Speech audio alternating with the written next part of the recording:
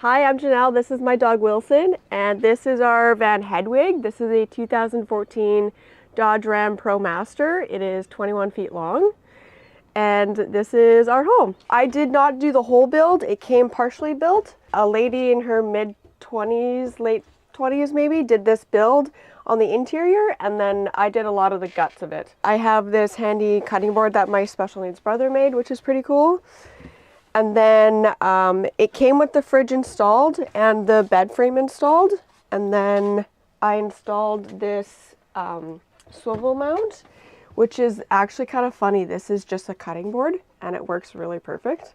And it just kind of swivels around, and that can come out as well and adjusts in height.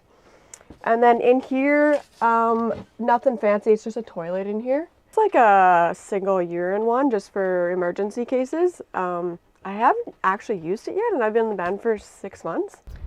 I live in a van for a couple of reasons. Because I wanted a sense of adventure.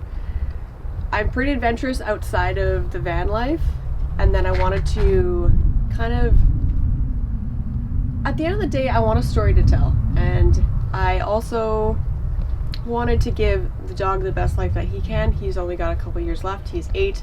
I wanted to get as much done as I can traveling with my dog. It's always been a dream of mine. I originally wanted to buy a van like in 2012 when I graduated high school, and in 2012 it just wasn't a really big thing back then, and so it just never happened. I also live in a van because I am just so exhausted from working 9 to 5. I don't think that's the way to live. I don't want to live that way, and so I'm slowly transitioning out of that. The hard part is that when you're working up the ladder, it's hard to get out of it completely, and so it's a slow transition to move into the van full-time and then be able to travel full-time, because traveling full-time obviously requires a lot of money, and you can't do that without a job. So transitioning out of that. But I also bought a van just because I just want to travel. Like, that's my main purpose, is to just travel. I just haven't been able to get to that point full time yet. I also have found a lot more people that are more accepting of this type of lifestyle and the people that I actually want to be around. So that's also, like, energetically gives me more energy to be myself and to feel more accepted, because I guess in my entire life I haven't really felt like I belong anywhere. But being in a van, you find a very particular group of people that are similar to you in a lot of ways and want a lot of the same ways, or a lot of the same things, and they want, they want out of the 9 to 5. It's not a way to live. I don't agree with it. And the people who are doing this type of lifestyle, either it's a van, boat, cruise ship, whatever it could be, they're all doing it for very similar reasons. And then Wilson usually sleeps up here. He's like kind of my foot warmer. And then right now in the winter time, it's pretty chilly out. So I did install a heater in the van, and it actually feeds from right directly into my gas tank. So it's actually a gas heater, not a diesel heater, because I wanted to reduce the amount of fuel in the van in general, because you have like propane, your fuel tank, diesel heater, all these things. So my heater was installed by my dad. We put it together. We put a fuel line, and it directly taps into my fuel tank, which is pretty neat. And it works really good. And then for cooking, I just have a stove. Just have like a propane stove. It's super easy. Have no issues with it. I didn't want to use an electric stove because I wanted to not put everything in one system, I guess, if that makes sense. Like, not everything on electrical. There's 200 watts of solar on the top, which I want to add some more because it's not enough. I do have to install that. I do want to install the alternator to charge the batteries while I'm driving. So far, I've only had to, like, my batteries have only been depleted a couple times, but it does happen even in the summertime because it's not charging and there's not enough solar. So I do have to kind of adjust my electrical system quite a bit. The van didn't come with a whole lot of like electrical work done, a whole lot of anything done. It was mostly just the woodwork. Right now for the winter, I actually plug in a heated blanket, which is really nice. So I have a heated blanket that I hook up for the night, and then I have my diesel heater, or my gas heater. So that works really good. To be honest and to be completely transparent, I didn't buy this van full out. I have a loan on it. So it's not like, instead of buying an apartment and putting money into rent, I'm putting money into the van every month, basically, instead of paying for rent. So there's that maybe a lot of people don't do. They just buy their vehicle outright and they don't have the expense, right? Whereas I don't have that. The cost of the van cost me $40,000, and then I had to do some upgrades to it, which probably cost me another three-ish, because the heater itself was just over $1,000, so that's pretty pricey. I had to add a couple extra batteries. I had to add the max air fan, so it does all add up. So all in all, 45, but I can sell the van in the future and it'll be fully ready for somebody else. Before van, I had a Honda CR-V that I converted. So I've been living in a converted vehicle for years, technically. But I wasn't living out of my Honda full time. I was just doing it as like an adventure vehicle, and it turned into, I was doing it like weeks at a time. And then I wasn't quite comfortable enough for myself. And so I kind of was like, you know what, I'm going to do this. I'm going to get a van. I'm going to get it all set up. And I wanted something that I could make it myself, like turn it into something that I could be proud of, that it has a little bit more of my character. But I didn't have the time or the energy to fully make something out. I also ended up being into like a pretty big mental health crisis prior, like couple months before I bought the van. And then I was experiencing a lot of mental health issues, and then I decided, you know what, I really need to change my life, so I need to buy this van. I bought the van, and it was probably the best decision I've ever made, honestly. And it's only been 5 months, and I've already done like 3 trips in it, and it's the best thing ever. So then in here I just have a like an actual closet, which is super nifty, and another closet. I just have all of my clothes in like little baskets in here, and that works really well. This water is double filter, so I have a filter from the back going into the tank, and then I have another filter from the inside of this cabinet to the water, or to the faucet, I guess, which is probably totally unnecessary, but coming in a van, I just want to make sure my water was clean and that I could use it for drinking water for the dog specifically.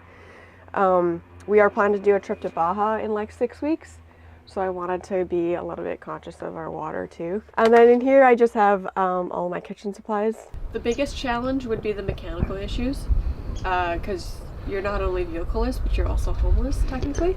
So that's difficult. I can't imagine, I know it's going to happen one someday where I'm in the middle of the States or Mexico, and that's going to be really difficult.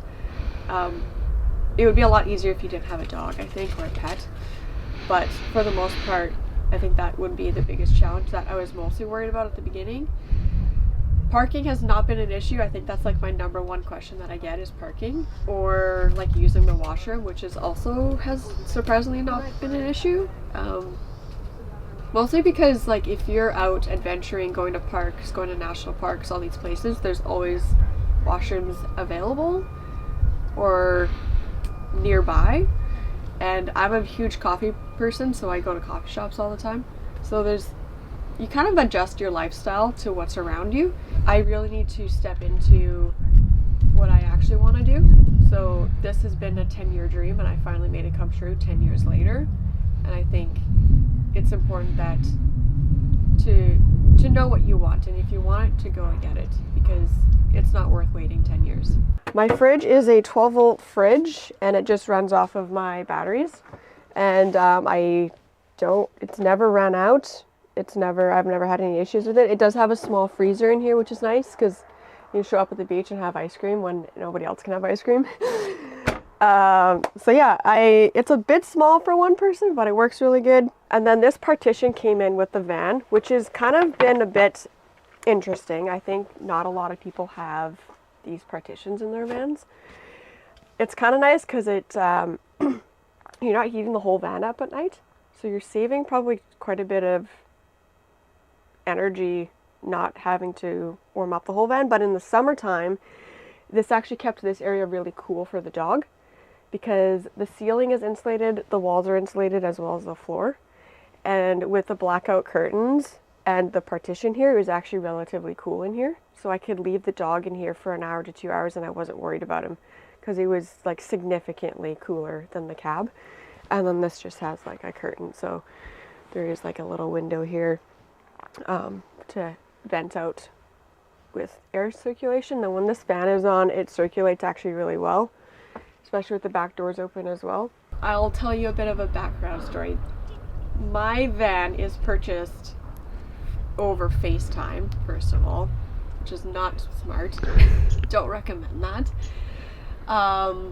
I also recommend buying a van when you're in a bit of a healthy state rather than just doing it overnight, which is kind of what happened to me. Figure out what your priorities are, figure out what you kind of want, like a kind of like a maybe list, and then a definite list, and then a no list. How are you going to figure out your electrical and your cooking and your shower and all these other priorities, and figure out how you're going to fuel these systems? So if you use everything on all electrical, well, what happens if your electrical goes? So you need to have a backup plan.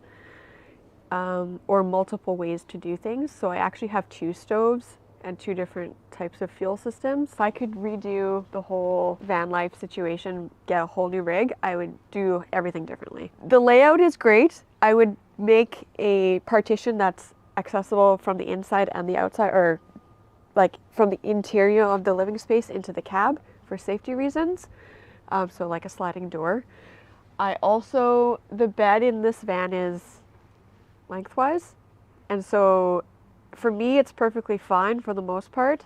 I'm short enough, I'm 5'1", so I fit, but if you are taller than 5'1", it doesn't fit this way. The other thing is that the working space, I wish that it was actually looking outside the window. There's no such thing as the perfect van. I think every single layout, there's going to be something that you don't like about it, and there's going to be things that you like. I absolutely love other people's vans, and then I'm like, that wouldn't work for me, but like all layouts are really interesting and they all work in different ways for different people. And if you come on in, there's actually a window here as well. So the window's not fully finished yet. This is my makeshift system. And then on the corner here, it's super easy. In the middle of the night, I can just like turn on the heater, just roll over, turn it on. I do have pot lights in here. And then because it's winter, I'm trying to conserve as much energy as possible because the sun's not always out. So in the winter time, and to charge all of my electronics and stuff, I have this Blue Eddy power bank, I guess it's called. This has been super nice, super helpful to have. And I just charge everything up, and then at night I will have my lights on. And it just kind of gives a little bit of a nice little vibe at night. It's for whoever has the capability to deal with the ups and downs of life on the road. It's for anybody who wants adventure. It's for people who want to save money from the huge housing crisis that we're having in Canada. It could be for people who want to save for a property later on. A lot of people are doing that too. And maybe it's just to have fun with your dog. The outside of the van has a shore power plug-in, which is really nice. I use this probably almost every day, honestly, right now. I just quickly plug in my batteries while I'm at work or at a friend's place or whatever. Just top it up, especially in the winter, because you never know when weather just goes to crap. And then the van does not have a shower, but I do have an outdoor shower, which is super nice in the summertime or when you're out in the backcountry, you just need a quick shower. I just hook it up to my propane tank. And this propane tank here is in this box. I was a little bit skeptical to have propane in the van. And so what I did was I built a box, it's sealed on the inside, and then I have a hole to vent it out of the van. Not sure how many people do that or if people do that, but I felt like that was a necessary thing to do. So yeah, and then the shower just kind of hooks up here in the summertime. And then I have a 32-gallon water tank. This is only fresh water tank. And I could hook up my shower to it, and then there's a hose on the back of this tank and it goes all the way to my kitchen. So that's where I'm getting my water from. And then when I install my water, I have this nifty little setup here. It's a filter, and then I have this nozzle. This nozzle has been a blessing, because then if you just have a regular hose and you're trying to fill this up, you get water all over the place. So this nozzle, I just bought it. I'm very proud of it. It's been like a life changer filling up this water tank.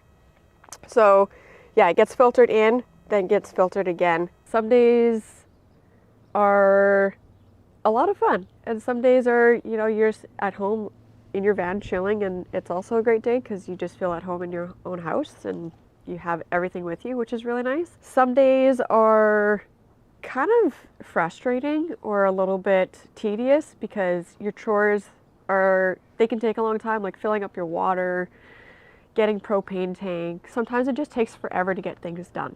It just takes forever to get to somewhere, and it also takes forever to just get all your chores done in one place because you're having to travel from A to B to C to D to get all these little chores done. So it can be a little bit tedious. All my electrical is on one side. So I have 300 amp hours of AGM batteries, which will eventually be upgraded to lithium, hopefully, whenever they decide to go. I have a couple boxes back there that are mostly extra storage or like garage tools. Like I have 2 boxes of just tools to fix in the van because the van always breaks. Something's always breaking in the van, so have tools with you.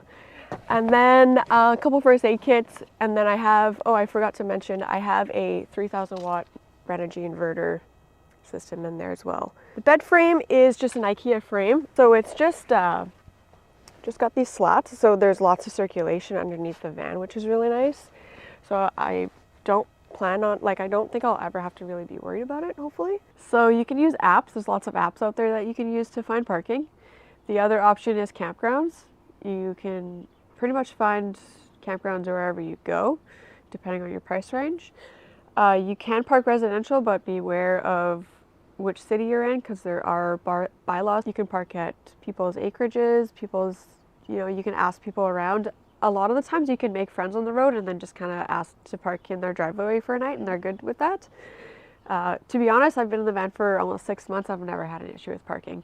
In terms of space, I feel like I'm constantly trying to declutter or constantly trying to get rid of even more stuff. Living in a van is great, and there's lots of stuff in here that I can have, but it's gotten to be a little bit of an addiction where I even want to get rid of even more stuff. Like, I could see myself living out of just a backpack because I'm just so addicted to just having the least amount of stuff as possible, which is pretty crazy because I feel like not a lot of people do that. What's interesting is that after like my very first road trip in the van where I spent a month just like traveling, I got back to the city, and my very first natural instinct was to go to a store and go buy all these supplies that I thought that I needed. And so it's interesting how society kind of dictates or kind of tells you that you need to go buy all these things when you actually don't. And so I have to remind myself that I don't actually need a new backpack. I don't need, you know, all these new things. I have everything I have. Everything that I need is in the van, and that's it. This here, my brother made for me as well. And this was inspired by a van that I rented in Maui, and I did a van life Maui trip. And they had this on the back of their doors, and I was like, oh, I need this for my van.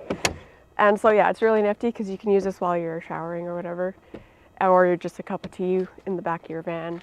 It's just really nice. I really like this table. And then all the windows in the van have this 3-season blackout curtain kind of system. And what I really like about them is that they roll up. And so I don't have to store them anywhere else.